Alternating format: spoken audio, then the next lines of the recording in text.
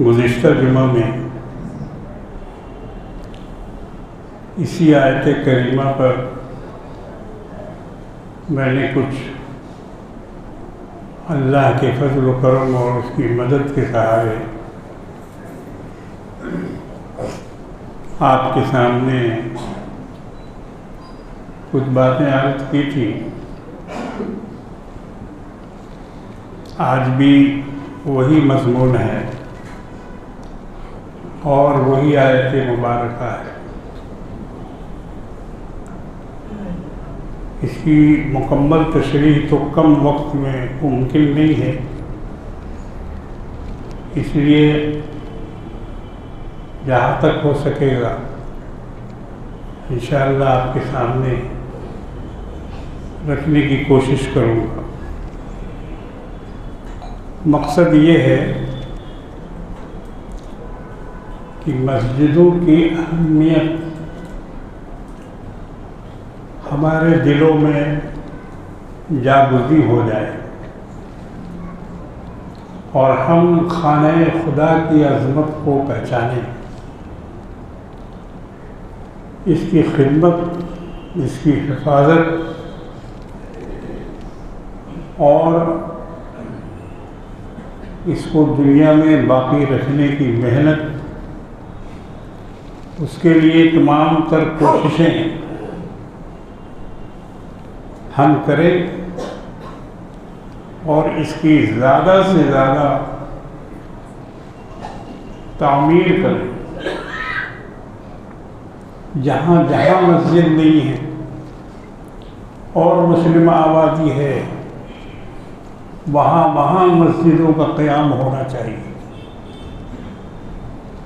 مسجد کی حیثیت ایک مرکز کی ہوتی ہے، یہ آپ کا سینٹر ہے، یہاں سے آپ کو دین ملتا ہے،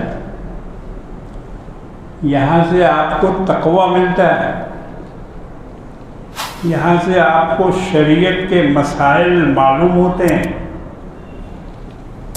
آپ کے ایمان میں اضافہ ہوتا ہے،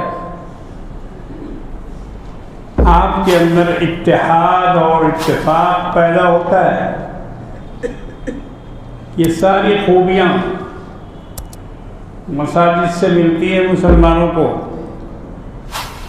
اللہ کی جو رحمتیں نازل ہوتی ہیں اور جو خیر و برکت اللہ نازل فرماتا ہے، اس کا تو کوئی حساب ہی نہیں ہے۔ اللہ کے رسول نے فرمایا، کسی سائل کے سوال کرنے پر سائل نے پوچھا تھا کہ دنیا کی سب سے اچھی جگہ کون ہے؟ اللہ کے رسول نے فرمایا کہ وہ مسجد ہے۔ پھر پوچھا کہ دنیا کی سب سے بری جگہ کون ہے؟ اللہ کے رسول نے فرمایا کہ وہ بازار ہے۔ ایک دم سورج کی روشنی کی یہ بات ہے، ہر آدمی آزما کے دیکھ لے کہ اللہ کے رسول نے جو فرمایا وہ دن کی حقیقت سے بھی زیادہ روشن۔ جو سکون، جو اطمینان آپ کو مسجد میں ملے گا، دنیا کی اور کسی جگہ نہیں مل سکتا۔ اس لیے تو نماز با جماعت واجب ہے۔ گھر میں پڑھیں گے آپ اکیلے نماز تو آپ کی نماز نہیں ہوگی، سوائے اس کے کہ آپ کو کوئی عذر ہو، آپ آنے کے لائق نہ ہو، یا پھر کسی ایسے کام میں پھنس گئے ہیں کہ آپ کو وقت نہیں ملا اور جماعت چلی گئی، یا کوئی بھی شرعی عذر آپ کے ساتھ اگر ہے تو معاف ہے، اور ورنہ جان بوجھ کر گھر میں نماز پڑھنا، وہ نماز عقادت ہے، وہ نماز قبول نہیں۔ بہت سے لوگوں کو ہم دیکھتے ہیں متکبر ہوتے ہیں، وہ جن کو مسجد میں آنے سے شرم معلوم ہوتی، صف میں بیٹھنے سے شرم آتی، ایسے آدمی کے بغل میں جو بیچارہ بالکل غریب ہے، پھٹے پرانے کپڑے پہن کے آیا، ہاتھ کے دھلے ہوئے کپڑے ہیں، اور ایک امیر صاحب مسجد میں آ کر اس کے بغل میں بیٹھنے میں ان کو شرم معلوم ہوتی۔ تو بہت سے ایسے متکبرین ہیں جو اپنے تکبر کی وجہ سے مسجد کی جماعت سے محروم ہیں، ورنہ یہاں آنے سے تکبر ٹوٹتا ہے۔ مسجد میں آؤ تو تمہارا تکبر ٹوٹ جائے گا، کیونکہ یہاں ایک ہی صف میں محمود و ایاز سب کھڑے ہوئے ہیں، نہ کوئی بندہ ہے نہ کوئی بندہ نواز۔ یہ ہے مسجد کی اہمیت۔ مسلمانوں کو بتاؤ کہ آپ مسجدوں میں آئیے۔ اگر آج مسلمانوں نے مساجد کو بھرا ہوتا اور ان کی مسجدیں نمازیوں سے پر ہوتی تو کسی کے باپ کی بھی مجال نہیں تھی کہ اس مسجد پہ آنکھ اٹھا کے دیکھ لے۔ یہ جتنی مسجدیں ٹوٹی ہیں یہ سب 3 آدمی 4 آدمی مصلی، اس کے علاوہ نہیں۔ بابری مسجد ہم لوگوں نے دیکھا ہے، بہت مشکل سے 3 4 5 نمازی وہاں ہوتے تھے، بہت مشکل سے۔ نتیجہ کیا ہوا؟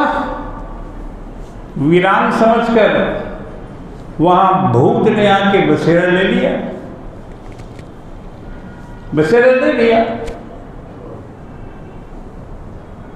تو میرے بزرگوں اور دوستوں، ان مسجدوں کی اہمیت تو آپ نبیوں سے پوچھیے، انبیاء اکرام سے پوچھیے، صحابہ اکرام سے پوچھیے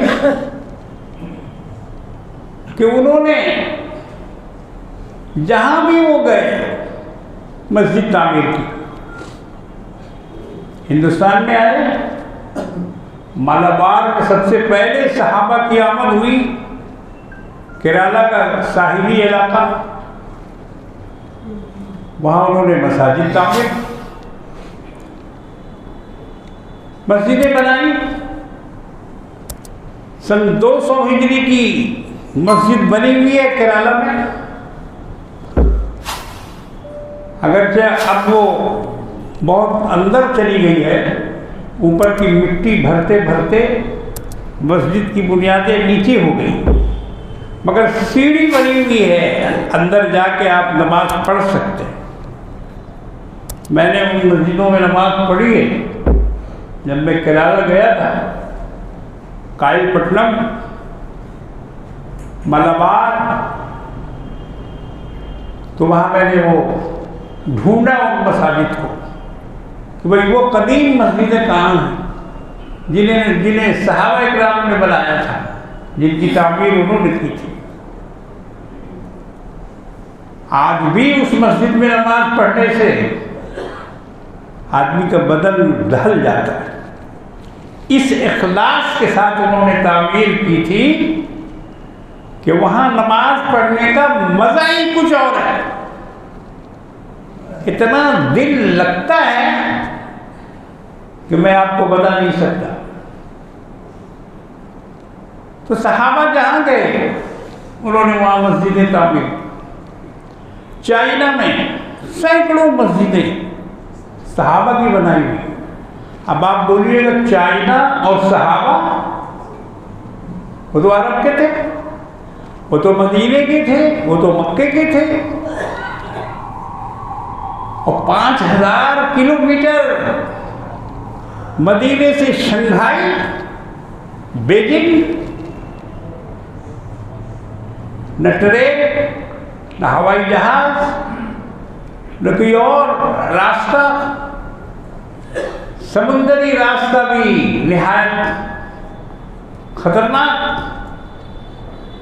جنگلوں کا راستہ بھی نہایت خطرناک، تبت کا پہاڑ، ہمالیہ کی کوہ ہمالیہ کا سلسلہ، لداخ سے لے کر تبت تک 4000 کلومیٹر لمبا پہاڑ، اور اس کو پار کر کے تب چائنا جائے گا آدمی۔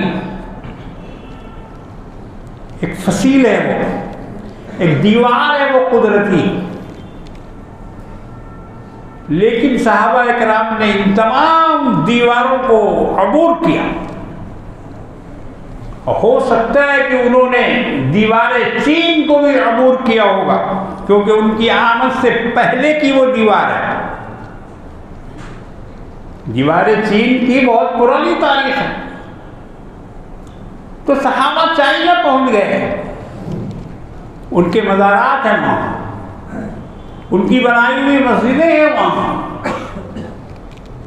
اسی طرح دنیا کے اور دوسرے ممالک میں حضرات صحابہ اکرام کی جو جماعت پہنچی تو انہوں نے اسلام کا مرکز ہر جگہ تعمیر کیا۔ یہ سنت ہے کس کی؟ جناب محمد رسول اللہ صلی اللہ تعالی علیہ وسلم۔ ہمارے آقا مولا جب ہجرت کر کے مکے سے مدینے تشریف لے گئے تو مدینے سے پہلے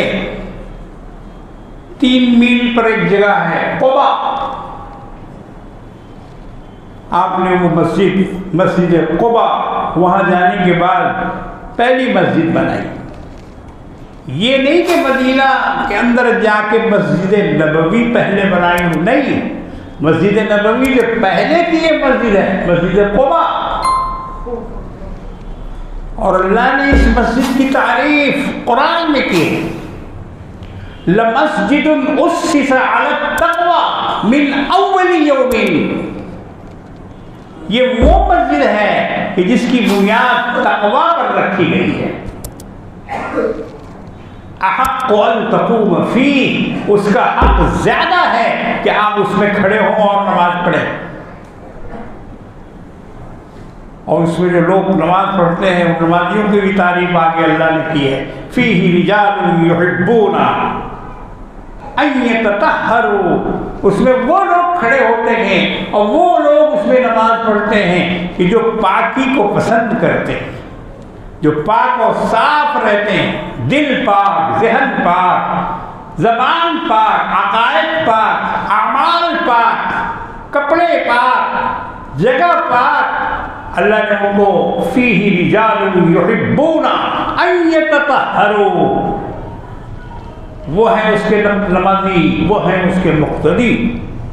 آج یہ آیت مبارکہ مسجد قباء میں داخل ہونے سے پہلے لکھی ہوئی ہے بڑے بڑے حرفوں میں، خود مسجد کے اندر محراب کے اوپر موٹے لفظوں میں یہ آیت لکھی ہوئی ہے، لَمَسْجِدٌ أُسِّسَ عَلَى التَّقْوَى۔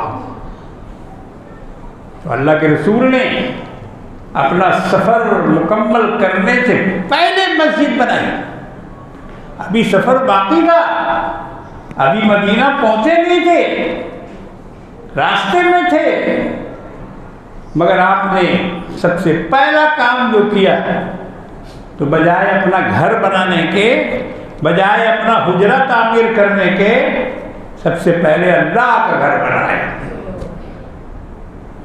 یہاں سے آپ مسجد کی اہمیت کو پہچانیں۔ مدینہ طیبہ جب تشریف لے گئے تو راستے میں ایک جگہ اور ہے، وہاں آپ نے جمعے کی نماز ادا کی، اس کو مسجد جمعہ کہتے ہیں۔ آج بھی جو لوگ حاجی لوگ جاتے ہیں مسجد جمعہ کی زیارت کرتے ہیں، جمعہ کی نماز وہاں فرض بھی تھی، اور یہ مسجد قبلتین کے پاس ہے، وہ ایک مسجد قبلتین بھی ہے، وہیں تھوڑی دور پر اس مسجد میں 2 قبلہ ہیں، ایک پورب کی طرف اور ایک پچھم کی طرف۔ دونوں کا نشان بنا ہوا ہے۔ بیت المقدس میں اس وقت منہ کر کے بیت المقدس کی طرف نماز پڑھتے تھے سرکار دو عالم صلی اللہ علیہ وسلم۔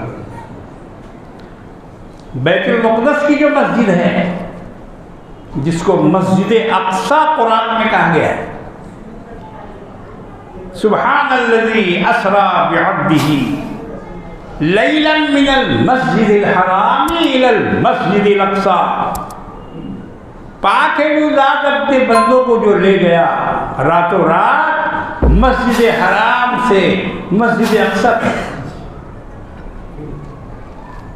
وہ مسجد اقصی فلسطین کی مسجد کہلاتی ہے، بیت المقدس وہ قبلہ تھا یہودیوں کا، وہ قبلہ تھا نصارہ کا، انہی کی طرف بیت المقدس کی طرف وہ لوگ منہ کر کے نماز پڑھتے تھے۔ خود حضور نے نماز پڑھی، اس وقت حکم نازل نہیں ہوا تھا۔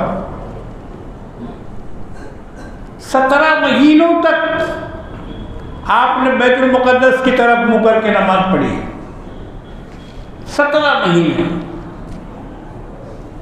لیکن آپ کے دل میں یہ خیال تھا، احساس تھا کہ کیا اچھا ہوتا کہ ہمارا قبلہ کعبہ کو بنا دیا جاتا، بیت اللہ کو بنا دیا جاتا، مسجد حرام کو بنا دیا جاتا۔ یہ آپ کے دل میں جذبہ موج زن تھا، خواہش تھی آپ کی، اور اسی خواہش کے مارے نماز پڑھتے پڑھتے کبھی کبھی منہ آسمان کی طرف کر لیتے تھے،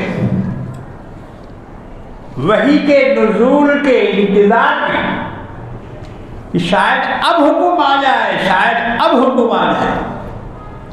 تو کبھی کبھی اپنے چہرے کو آسمان کی طرف اٹھا لیتے تھے حکم کے انتظار میں۔ ایک دن حکم آ ہی گیا، اور کیا حکم آیا؟ اللہ نے فرمایا قد نرى تقلب وجهك في السماء، بے شک ہم دیکھتے ہیں آپ کو کہ آپ آسمان کی طرف نظر اٹھاتے ہیں۔ اللہ فرماتا ہے کہ ہم دیکھتے ہیں، جی یہ کم بڑا اعجاز ہے، آقا مولا کی یہ کم بڑی عظمت ہے کہ اللہ فرماتا ہے کہ ہم آپ کو دیکھ رہے ہیں۔ قد نرى تقلب وجهك في السماء، آپ آسمان کی طرف چہرہ اٹھاتے ہیں اور دیکھتے ہیں، ہم آپ کو دیکھ رہے ہیں، ہم سمجھ رہے ہیں۔ یہاں دیکھنے سے مراد صرف دیکھنا نہیں، بلکہ ہم سمجھ رہے ہیں آپ کے منشا کو اور آپ کے دلی مقصد کو ہم جان رہے ہیں۔ یہ ہم بھی بولتے ہیں، ہمارے محاورہ میں بھی ہے۔ کوئی آدمی اگر کچھ کہے کہ بھائی ذرا سا اس کو کر لیجیے، تو آپ جواب میں کیا کہتے ہیں؟ اچھا ہم دیکھتے ہیں، اچھا دیکھ رہے ہیں۔ وہ دیکھنا نظر کا دیکھنا نہیں، وہ نظر سمجھنے کی نظر ہے۔ اچھا ہم سمجھ کے بتاتے ہیں آپ کو۔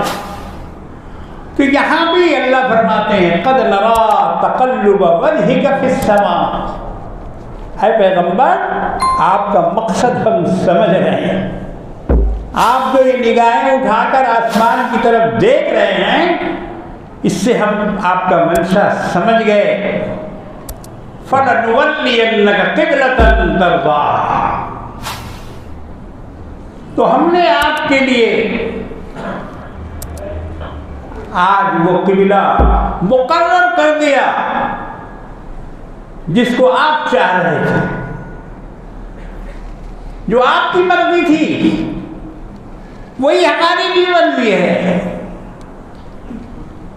آپ کو ہم مقرر کرتے ہیں، حکم دیتے ہیں کہ اب آپ اپنا قبلہ بدل لیجیے. فَلَنُوَلِّيَنَّكَ قِبْلَةً تَرْضَاهَا. ہمارے یہاں مشاعرے میں ایک شاعر آئے تھے، بیچارے کا انتقال ہو گیا، خان نثار غازی پوری. بڑے اچھے شاعر تھے، اگر تو تھے سپاہی پولیس میں تھے وہ، مگر نعت بڑی اچھی لکھتے تھے. ہم لوگوں کے سالانہ مشاعرے میں زکریا اسٹریٹ میں برابر آتے تھے. ایک دفعہ انہوں نے اپنا ایک شعر پڑھا، جو آپ کی مرضی وہی اللہ کی مرضی. ایک دم حقیقت کا شعر ہے. جو آپ کی مرضی وہی اللہ کی مرضی، جو حکم محمد ہے وہی حکم خدا ہے. یہ ترضاہا سے انہوں نے نکالا. آپ کی مرضی ہے فَلَنُوَلِّيَنَّكَ قِبْلَةً، بس ہم نے اس کو قبلہ بنا دیا، وہ قبلہ جو آپ چاہتے تھے، جو آپ کی مرضی تھی. اب فَوَلِّ وَجْهَكَ شَطْرَ الْمَسْجِدِ الْحَرَامِ، بس آپ اپنے چہرے کو مسجد حرام کی طرف موڑ لیجئے، متوجہ کر لیجئے. اس طرح سے یہ کعبہ مسلمانوں کا قبلہ بنا، اور عین نماز کی حالت میں نبی کریم صلی اللہ علیہ وسلم نے قبلہ بدلا. چونکہ پورب کی طرف قبلہ تھا، امام پورب کی طرف کھڑا تھا. اب جب قبلہ پچھم بنا تو اب امام کو وہاں سے چل کر پچھم آنا پڑا، اور سارے مقتدیوں کو اپنی اپنی جگہ پر گھوم کر قبلہ اپنا پچھم کی طرف کرنا پڑا. اس لیے اس مسجد کو مسجد قبلتین کہتے ہیں، دو قبلوں والی مسجد. مسجدوں کی تاریخ کو پڑھیے، مسجدوں کی عظمت اور اس کی شان کو پہچانیے. ہم لوگوں نے مسجد، بہت سے لوگوں نے مسجد کو قسم کھانے کی جگہ بنائی. بولے چل کے مسجد میں قسم کھا، مسجد میں قسم کھا. اس کے علاوہ اور مسجد سے ان کو کوئی مطلب نہیں. قسم کھانے کے لیے یہ مسجد ہے، یہ مسجدیں قسم کھانے کے لیے بنائی گئی. یہ تو اللہ تبارک و تعالی سے انسان کو قریب کرنے کی مسجد ہے. تو میرے بزرگوں اور دوستوں، مساجد کی عظمت کو پہچانیے، اس کی قدر کیجیے. مسجد بنانے والے کا گھر جنت میں بنتا ہے. جس نے مسجد میں کچھ بھی حصہ لیا، اللہ تبارک و تعالی اس کو اس کا بہت بڑا اجر دیتے. آج دنیا میں توحید کا اعلان صرف مسجد کے ذریعے سے ہو رہا ہے. یہ لاؤڈ اسپیکر کیوں اتروایا جا رہا ہے؟ اس پہ پابندی کیوں لگ رہی ہے؟ اس میں جو لا الہ کی تلوار ہے نا، اس نے تمام بت پرستی کی جڑ اکھاڑ دی. تمام بت پرستی کا قلعہ کما کر دیا ہے. یہ 5 وقت کی اذان مائک پر ہوتی ہے، اشہد ان لا الہ الا اللہ، گواہی دیتا ہے مؤذن کہ خدا کے سوا کوئی ماتھا ٹیکنے کے لائق ہے ہی نہیں. اور یہ جا کے مشرکوں کو دھکا مار دیا ہے. یہ ان کے دل کو ہلانے کے لیے کافی ہے. کہتا ہے کہ کوئی الہ نہیں، کوئی معبود نہیں، کسی کی پوجا جائز نہیں. تو یہ 5 وقت پکار 5 وقت کی اذان، اور وہ بھی مائکرو فون سے۔ ہندوستان کے کٹر مشرکین اس کو کیسے برداشت کر سکتے؟ انہوں نے ٹکٹ لگائی اس کے اوپر، ہنگامہ کیا، کہیں کھولا گیا کہیں نہیں کھولا گیا، کہیں آواز آہستہ کی گئی کہیں۔ ایک بات تو ضرور ہے کہ ایسے ایسے مؤذن ہم نے رکھے ہیں کہ جن کو اذان دینے کی تمیز ہی نہیں، کہاں کھینچا جائے گا کہاں نہیں کھینچا جائے گا، کتنا کھینچا جائے گا، آواز کتنی رکھی جائے گی چاہیے، یہ لوگوں کو اس کا اندازہ نہیں، شعور نہیں۔ امام لوگوں کو ہم کہتے ہیں کہ بھائی مؤذن کو کنٹرول کرو، متولی کو کہتے ہیں کہ مؤذن کو کنٹرول کرو، اتنا کی ضرورت نہیں ہے، صرف اشہد ان محمد رسول اللہ، بس اس لام کو ذرا کھینچ دیا جائے تاکہ وہ مد منفصل ہو جائے، مد وقف ہو جائے۔ اب بہت سے لوگ جلدی میں امت کو بھی چھوڑ دیتے ہیں، اشہد ان لا الہ الا اللہ، لام کو ہے بھی ملا دیتے ہیں، الف غائب۔ ان کو اتنی جلدی ہوتی ہے کہ وہ الف بھی نہیں ادا کرنا چاہتے ہیں، وہ اس میں سے ایک حرف کم کر دیتے ہیں۔ تو یہ طریقہ مناسب نہیں ہے، اذان درمیانی آواز سے ہونی چاہیے۔ جب مائک ہے تو گلا پھاڑنے کی کیا ضرورت ہے میرے بھائی؟ ذرا اس پہ بھی تو غور کرو، اس پہ بھی تو غور کرو۔ مائک لگا ہوا ہے، ایک ٹی وی والا آیا تھا میرے پاس، اذان پر انٹرویو لے لیے، تو اس نے یہی سب سوال، مائکرو فون کیوں لگایا جاتا ہے، اذان کیا، مائکرو فون کیا ضروری ہے، یہ ہے، اس طرح کے سوالات اس نے پوچھے۔ ہم نے کہا بھائی دیکھو، اذان کے لیے آواز بلند ہونا ضروری ہے۔ اللہ کے رسول نے جو اذان سکھائی ہے اس میں یہی طریقہ بتایا گیا ہے کہ اونچی جگہ پر پڑھے۔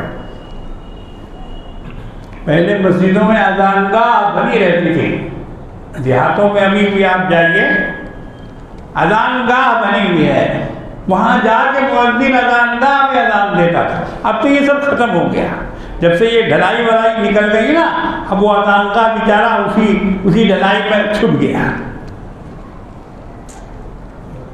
لیکن وہ اذان گاہ ہوتی تھی اور اس کا مقصد وہی تھا کہ اونچی جگہ پر جا کر اور بآواز بلند، بلند کا مطلب گلا پھاڑنا نہیں، بلند کا مطلب کہ کم سے کم اگل بغل 10 گھروں تک تمہاری آواز پہنچ جائے، پورے گاؤں کو سنانا مقصد نہیں ہے، محلے کے 10 گھر آگے 10 گھر پیچھے 10 گھر سامنے 10 گھر بائیں، اتنے لوگوں تک مؤذن کی آواز پہنچ جائے۔ اور مؤذن کو حکم دیا کہ دونوں کانوں میں انگلیاں ڈالیں تاکہ آواز زور سے نکلے۔ میں بڑا تیسمار خاں بن کے ہردوئی گیا تھا، حضرت مولانا شاہ ابرار الحق صاحب رحمۃ اللہ علیہ کے خانقاہ میں 2-3 دن رہنا ہوا وہاں۔ حضرت اس وقت باحیات تھے، حضرت تھانوی رحمۃ اللہ علیہ کے خلفاء میں سے تھے، اور سب سے آخری خلیفہ ہندوستان میں حضرت تھانوی رحمۃ اللہ علیہ کے سب سے آخری خلیفہ، ان کے بعد اور کوئی خلیفہ زندہ نہیں ہے۔ تو 2-3 دن قیام رہا۔ حضرت مجھے بہت مانتے تھے، اپنے قریب رکھتے تھے۔ بنگلہ دیش گئے تو وہاں بھی ہم نے کہا حضرت ہم بھی چلیں، ہاں چلو، بنگلہ دیش لے گئے۔ اب وہاں 1 ہفتہ رہنے کا موقع ملا مجھے تو صرف صحبت چاہیے تھی۔ اب مولانا کو یہ معلوم ہوا کہ یہ بنگلہ میں تقریر کرتا ہے، تو انہوں نے تمام مقررین کو ہٹا کر اور مجھ کو سامنے کیا کہ یہ کرے گا تقریر. بشندرا کی جامع مسجد، کم سے کم میرے سامنے 1000 مولانا پگڑی باندھ کے بیٹھے ہوئے تھے، سب سفید امامہ، بشندرا کی جامع مسجد. اور یہ سب تخصص کے طالب علم تھے، وہاں مدرسے میں زیر تعلیم تھے، تخصص فی الحدیث، تخصص فی القرآن وہ کر رہے تھے. اب ان کا پورا مجمع مسجد میں میرے سامنے بیٹھا ہوا ہے، بہت بڑی مسجد. میرا تو دل ہی دھل گیا. یا اللہ، ایک تو زبان میری نہیں ہے مولا، میں اردو کر رہا ہوں، اور دوسرے نمبر پر یہ سارے کے سارے علماء ہیں، اور علماء بھی تخصص کے علماء ہیں. اگر ایک ذرا زبان پھسلی تو میری تو بڑی بے آبروئی ہو جائے گی. اور میں گیا ہوں کلکتے سے مہمان بن کر، اور حضرت کے ساتھ گیا ہوں. تو ہم نے حضرت سے صرف اتنا ہی کہا کہ ٹھیک ہے ہم تقریر کریں گے، مگر آپ دعا فرما دیں، میرے لیے دعا فرما دیجئے کہ میں تقریر کر سکوں. حضرت نے پیٹھ تھپ تھپائی، کہا کہ جاؤ بیٹھو. بہرحال جمعہ سے پہلے کا خطبہ تھا، وہ زیادہ دیر نہیں، 45 منٹ. مفتی عبداللہ پھول پوری صاحب رحمۃ اللہ علیہ بیٹھے ہوئے تھے. نمبر انہی کا تھا، مگر ان کو کنارے کر کے حضرت نے کہا کہ نہیں یہ کریں. بہرحال تقریر کی ہم نے، اور 45 منٹ تک بنگلہ میں تقریر کی الحمدللہ. اور ان کے مراتب کو اور ان کے فرائض کو ہم نے بتایا کہ آپ عالم ہو رہے ہیں، آپ تخصص حاصل کر رہے ہیں، اس کے بعد آپ کریں گے کیا، ہم نے یہ بتلایا. آپ کی ذمہ داری کیا ہوتی ہے، آپ کی ڈیوٹی کیا ہے، یہ علوم حاصل کرنے کے بعد آپ کو کرنا کیا ہے سماج کے لیے، دین کے لیے. یہ ایک بڑا امپورٹنٹ مضمون ہمارے ذہن میں اس وقت آ گیا. اور الحمدللہ نماز کے بعد طلباء اتنے خوش ہوئے کہ میرا تو گلے ملتے ملتے ہاتھ درد ہو گیا مسافہ کرتے کرتے.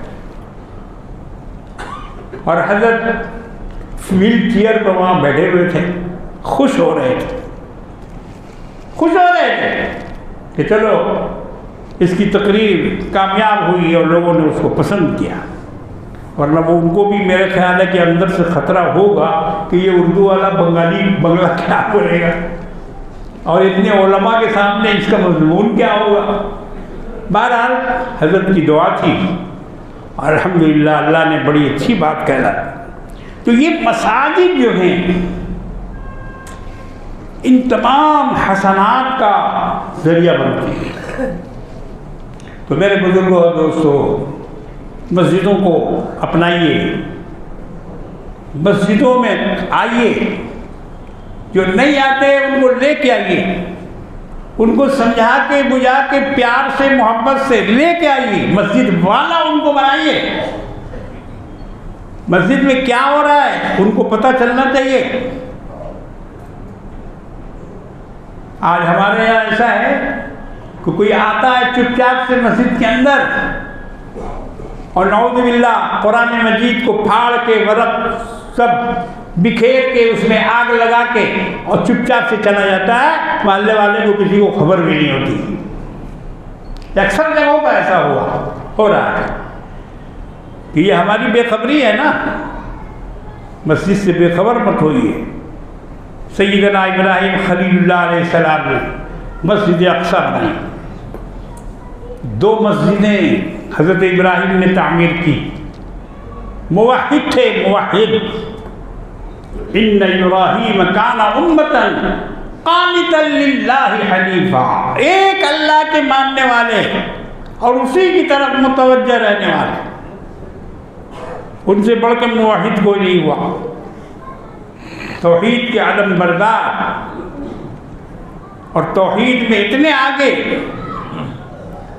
کہ اللہ نے کملی والے آقا جناب محمد رسول اللہ صلی اللہ تعالی علیہ وسلم کو حکم فرمایا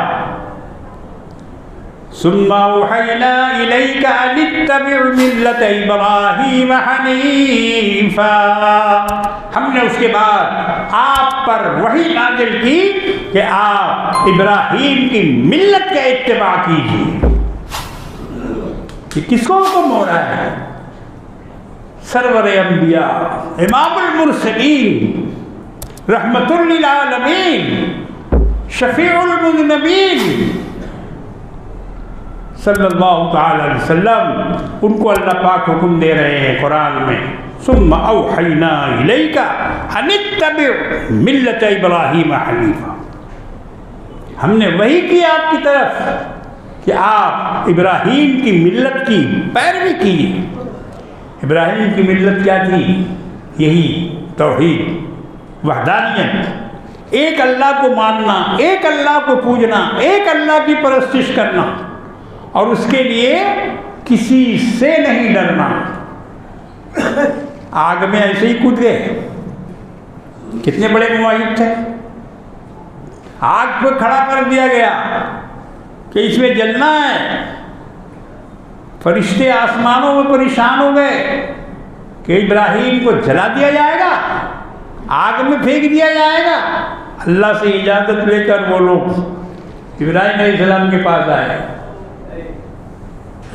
آگ کا فرشتہ آیا، پہاڑ کا فرشتہ آیا، عذاب کا فرشتہ آیا، ان لوگوں نے اجازت مانگی، حکم دیجئے آپ کی میں کیا مدد کر سکتا ہوں۔ فرشتوں نے کہا کہ اے ابراہیم اس وقت ہم لوگ آپ کی کیا مدد کر سکتے ہیں؟ ابراہیم علیہ السلام نے فرمایا کہ جاؤ، ہمیں تمہاری مدد کی ضرورت نہیں ہے، ہم کو تو جس نے یہاں کھڑا کیا ہے وہی ہماری مدد کرے گا، وہی مدد کرے گا، اور کسی کی مدد کی ہمیں ضرورت نہیں۔ تو یہ وہ موحد تھے، اور انہوں نے سب سے پہلا کام مسجد اقصیٰ بیت المقدس میں بنائی، اس کے بعد مسجد حرام مکہ معظمہ میں آدم علیہ السلام کی بنیاد پر انہوں نے دیواریں کھڑی کی اور کعبہ بنایا۔ تو میرے بزرگوں دوستو، یہ ساری مساجد اسی کعبہ کی شاخ، ٹاور ہے کعبہ، سیٹلائٹ ہے کعبہ، اور اس سے تمام مسجدوں کو نور ملتا ہے، خیر ملتا ہے، برکت ملتی ہے۔ یہ ساری کی ساری مسجدیں وہیں سے جوائنٹ ہیں۔ جب تو مسجد میں دل لگتا ہے، بولتے ہیں نا مسجد میں دل لگتا ہے، مسجد میں دل لگاؤ، مسجد میں آنے والے بنو، مسجد سے جانے والے بنو، آنا جانا تمہارا لگا رہے، مسجد میں دل اٹکا رہے۔ آج ہم لوگ پیسے پر اتنا گھمنڈ کرتے ہیں کہ ہم لوگوں کو مسجدوں کو کوئی ہوش ہی نہیں ہے۔ نماز پڑھ لیا تو پڑھ لیا، آ گئے تو آ گئے، ٹوپی ملا تو ملا، نہیں ملا رومال باندھ لیا، اس سے مانگا ٹوپی، اس سے مانگا، جب کہیں سے نہیں ملا تو پاکٹ سے رومال لگا کے سر میں باندھ لیا۔ ایک ٹوپی رکھنے کی توفیق نہیں ہے۔ جی وقت ہو گیا ہے، میں ایک مثال آپ کو دے کے بات ختم کرتا ہوں۔ ضلع مظفر نگر میں ایک قصبہ ہے جانسٹھ، اس کا نام ہے جانسٹھ۔ وہاں ایک راؤ عبداللہ خان رئیس رہتے تھے، اور اپنے یہاں برابر مشاعرہ کرواتے تھے، سالانہ مشاعرہ ان کے یہاں ہوتا تھا، اور مصرع دیتے تھے طرح کا کہ اس پر شاعر لوگ بنا کے لائیں اپنی اپنی غزلیں۔ تو ایک دفعہ مصرع دیا انہوں نے،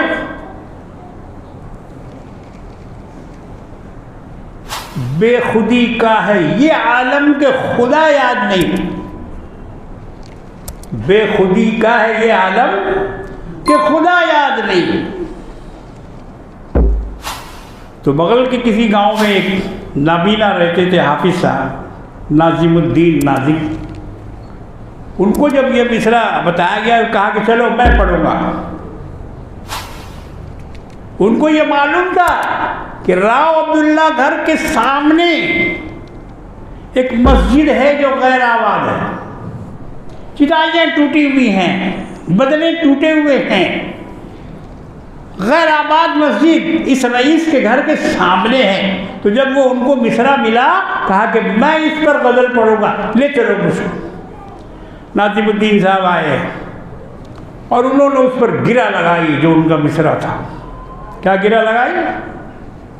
سامنے گھر کے ہے مسجد مگر آباد نہیں، سامنے گھر کے ہے مسجد مگر آباد نہیں، بے خودی کا ہے یہ عالم کہ خدا یاد نہیں۔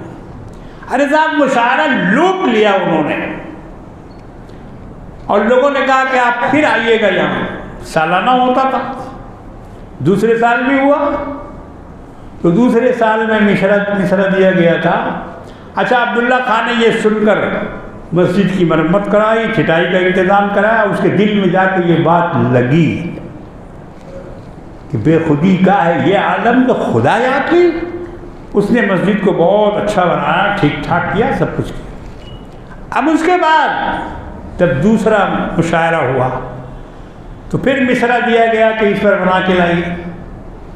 تو وہ مصرع تھا وصل سے شاد کیا ہجر سے ناشاد کیا، وصل سے شاد کیا ہجر سے ناشاد کیا۔ حافظ صاحب کا انتظار لوگ کر رہے تھے کہ دیکھیں اب یہ کیا بولتے ہیں۔ لایا گیا ان کو، انہوں نے کہا کہ اجر اس کا تجھے جنت میں ملے گا ناظم، ناظم تخلص تھا، اجر اس کا تجھے جنت میں ملے گا ناظم، تیرے ایک شعر نے مسجد کو تو آباد کیا، تیرے ایک شعر نے مسجد کو تو آباد کیا۔ میرے بزرگوں دوستو، مسجد کو آباد کرو، مسجد میں آنے والے بنو، مسجد میں بیٹھنے والے بنو، مسجد کی حفاظت کرنے والے بنو۔ اللہ تبارک و تعالی ہم سب کو اس کی توفیق عطا فرمائے۔ وآخر دعوانا الحمد للہ رب العالمین۔